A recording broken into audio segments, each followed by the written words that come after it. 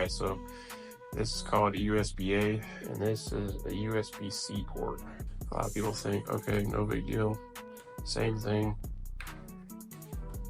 USB-A to lightning to plug in my iPhone, iPad, whatever, or USB-C to plug in my iPhone, iPad, whatever with the lightning plug.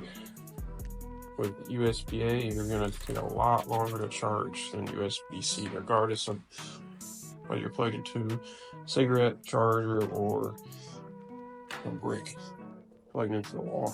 If you look at this cigarette charger adapter, there's a reason that you got a much higher wattage number next to the USB-C port versus the USB-A port. And when you're talking about data transfer, like moving photos and videos over, something like a laptop, USB-C can be a lot faster than USB-A.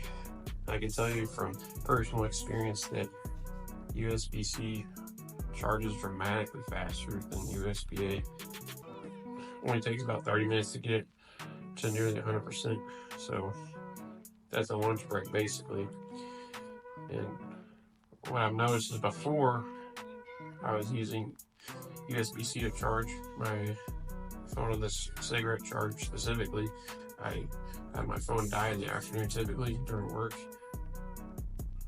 And after I started using USB-C to charge during my lunch break, about 30 minutes to an hour or so, I never have my phone die in the afternoon now.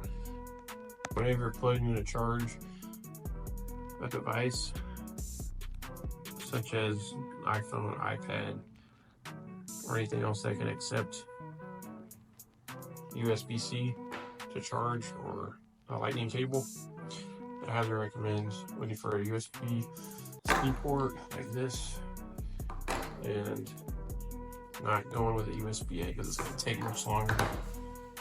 And a lot of laptops now also have USB-C ports, so that saves a lot of time. I highly recommend also getting USB-C to lightning cables whenever you're getting cables from now on. It'll help save a lot of time long term. Or if you've got an Android device, you're in USB-C to micro USB, or if it takes a USB-C cord, just USB-C to USB-C would be the fastest way to charge.